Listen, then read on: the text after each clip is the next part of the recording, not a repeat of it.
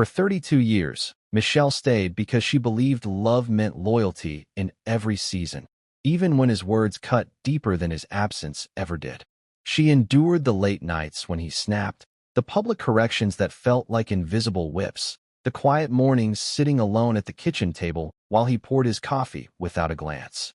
She stayed because that was what she had been taught marriage was, something you fixed, not something you left. But one Tuesday morning, after decades of holding on, she didn't stay. She walked out of the bedroom she once shared, leaving behind the clothes he never noticed she wore less, and the wedding photo now face down on the dresser. By the time he realized what he'd lost, she had already met a man who listened, who held her story gently, who treated her like royalty in a world that had forgotten what respect looked like. Before we dive deeper, let us know in the comments where you're watching from. We'd love to hear from you, and don't forget to hit that subscribe button so you never miss any of our upcoming videos. Michelle's story did not begin with shouting matches or broken doors. It began with small moments that seemed harmless at first, the kind of moments many couples brush aside and call normal. So the question lingers, why did she endure it for decades? Why did a woman who once laughed loudly at backyard barbecues slowly begin choosing silence over expression? What made her finally walk away after 32 years of shared holidays, mortgages, children, and routines that felt permanent? And who was the man who later changed everything simply by doing what many would consider basic decency? More importantly, did her husband ever truly understand what he destroyed when he treated respect like an optional courtesy instead of the foundation of love? This isn't a story about cheating or secret affairs. There was no hidden second life, no scandal splashed across headlines. It's about something quieter and far more common in American homes than most people are willing to admit. It's about disrespect, the kind that arrives softly, settles into daily life, and convinces everyone involved that this is just how marriage works after enough years have passed. To understand how Michelle reached that Tuesday morning, you have to understand the world she built with David and the man he believed himself to be. David was not reckless, not unemployed, not the kind of husband neighbors whispered about behind closed curtains. He was disciplined, punctual, proud of the calluses on his hands and the steady paycheck that kept the lights on in their suburban Ohio home. He believed in structure, in routine, in providing. Elaine, Michelle's closest friend who often reflected pieces of her own temperament, used to say that men like David measured love in responsibility, not tenderness. Michelle was loyal, nurturing, and deeply conflict avoidant, the kind of woman who remembered everyone's birthdays and made sure the Thanksgiving table looked like something from a magazine clipping saved 10 years earlier. In old home videos, the ones recorded on a bulky camcorder with the date blinking in the corner, Michelle is laughing as she carries a birthday cake through the kitchen while David stands behind the camera narrating proudly about his girls. On the surface, it looked like the American blueprint. 2 children, little league games, long work weeks, Sunday church, a mortgage nearly paid off. David worked long hours and came home tired but satisfied, convinced he was fulfilling his role. If the lawn was trimmed and the bills were handled, he felt he had done what a husband was meant to do. But marriages rarely fracture from a single dramatic blow. They weaken through repetition. At first, David's jokes were brushed off. When Michelle burned dinner one night, he laughed and told the kids, "Good thing I'm the one who handles the important stuff." Everyone chuckled. Michelle did too. When she offered an opinion about refinancing the house, he cut in gently but firmly, explaining why she didn't quite understand interest rates. She nodded, trusting his confidence. Over time, those jokes carried a sharper edge. At family gatherings, David would correct her stories mid-sentence, subtly implying she had remembered something wrong. If she mispronounced a word, he would repeat it properly, smiling as if he were helping. Advice slowly became correction.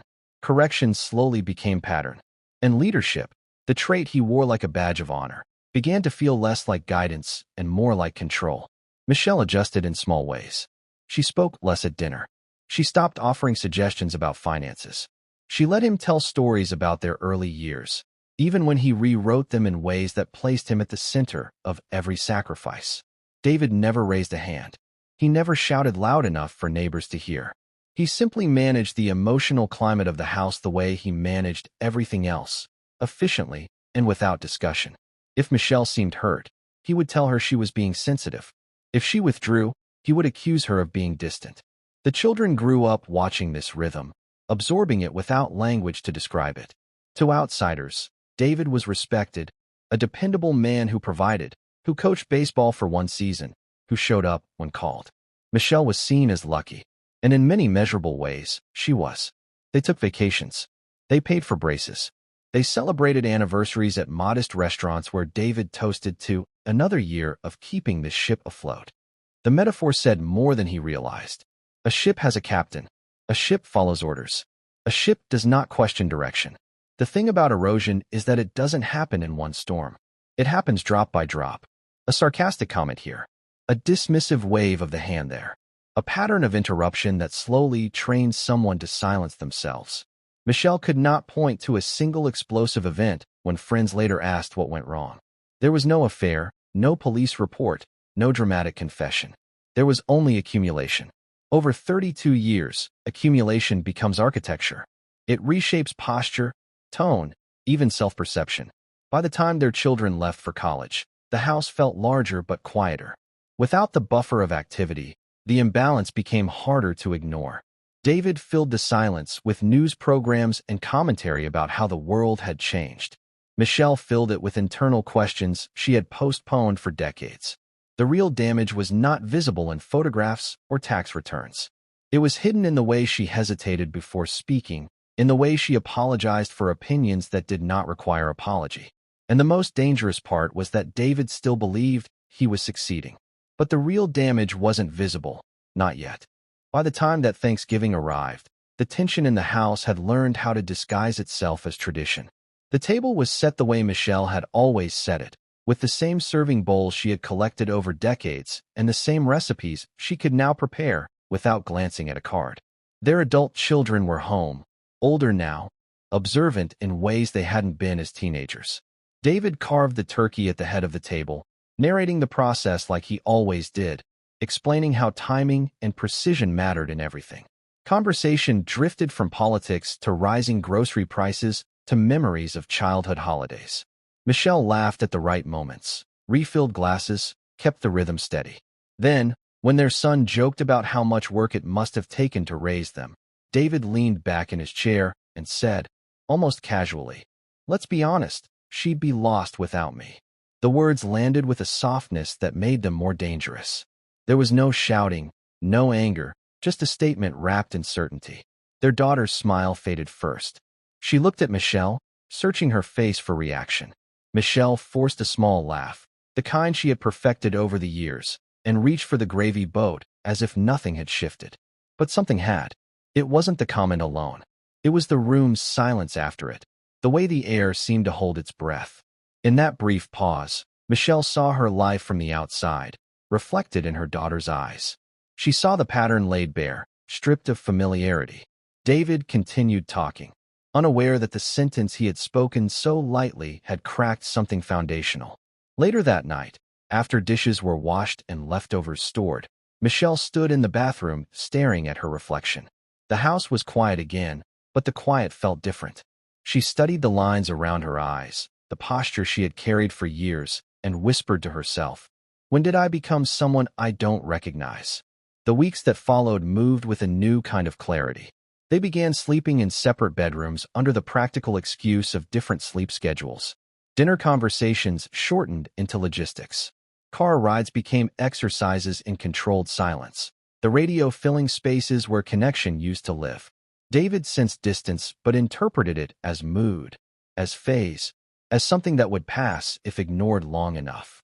Michelle, however, had crossed an invisible threshold. She began noticing details she had overlooked before, how often she edited her thoughts before speaking, how rarely David asked a question without correcting the answer. The accumulation had finally formed shape. One afternoon, after another polite but empty exchange about bills, Michelle drove to a bank across town. She sat in her car for several minutes before walking inside, heart steady but resolute. And then, without announcement or argument, she opened a bank account he didn't know about. The papers were served on a quiet Thursday afternoon, delivered with the same procedural calm that had defined so much of their marriage. David stood in the doorway holding the envelope as if it were addressed to someone else. For a long moment, he didn't open it. When he finally did, his eyes scanned the first page twice, then a third time, searching for misunderstanding. Shock came first, sharp and disorienting. Then anger, rising quickly to protect what shock had exposed. Beneath both was something deeper, something harder to admit, an ego bruise that throbbed louder than either emotion. He didn't think she had the courage. He had mistaken endurance for dependence, silence for loyalty without limit. In his version of their story, Michelle might complain, withdraw, even threaten distance, but she would never act. The idea that she had planned this, that she had opened a bank account and secured legal counsel without a dramatic confrontation, unsettled him more than the divorce itself. Friends later described the moment differently. In quiet, reenacted conversations, one neighbor admitted, "We saw it coming." Another said, "She lost her light years ago." These weren't accusations. They were observations delivered with the clarity that distance provides. From the outside, the shift had been gradual but visible. Michelle had stopped hosting book club. She had grown quieter at church gatherings. Her laughter, once immediate and full, had become measured. David heard these reflections during mediation sessions and mutual discussions, and each comment felt like a revision of history he did not consent to. Then he noticed Michael. The deeper realization did not come from jealousy. It came from observation. Michael was not wealthy. He did not own a larger home or drive a luxury car. There was nothing extraordinary about his resume or his background that would intimidate another man. What distinguished him was subtle and steady. He listened fully when Michelle spoke, as if her thoughts were worth finishing. He respected her opinions without turning them into debates. He spoke gently even when he disagreed. He noticed effort, thanking her for small things David had once considered routine. The difference was not dramatic, it was consistent. David began to understand that respect is not a grand gesture delivered once a year. It is a daily practice measured in tone, attention, and restraint. Disrespect rarely feels like abuse when you're the one doing it. It feels like normal. It feels like efficiency, authority, even humor. Until normal costs you everything. One afternoon, months later, David attended another community gathering from a distance. He saw Michelle standing with Elaine, both of them laughing freely in a way that carried across the room. The sound stopped him. It was unguarded, unmeasured, untouched by caution. Michael stood nearby, not dominating the space, simply present. David watched without anger. The sharp edge of resentment had worn down, replaced by awareness. He no longer framed the story as betrayal. He saw it as consequence. The tragedy was not that Michelle found someone better. The tragedy was that he could have been that man all along. He had believed love was proven through provision and permanence, yet he had overlooked the quieter currency of dignity. As Michelle turned and caught sight of him, there was no hostility in her expression, only acknowledgement. In that brief exchange, David understood something with painful clarity. Respect given too late becomes reflection, not repair.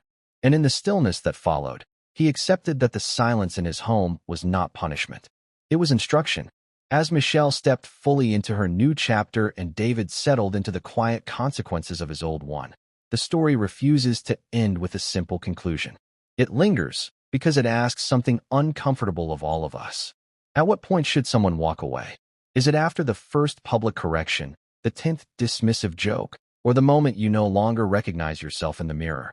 And for men like David, men who provide, who work, who believe they are doing what is required, do they realize when leadership quietly shifts into control? Do they notice when guidance becomes dismissal, when humor becomes humiliation, when certainty leaves no room for partnership? And perhaps the most difficult question of all, can respect be relearned after decades of habit, or does awareness sometimes arrive only after loss has already written the final chapter? If this story made you think differently about relationships, about the difference between providing and valuing, about the quiet ways love can erode without anyone raising their voice, then subscribe for more real-life stories that challenge what we believe about love, power, and regret. And if you've ever seen a relationship slowly fade instead of explode, if you've witnessed distance grow in inches rather than miles, share your thoughts below.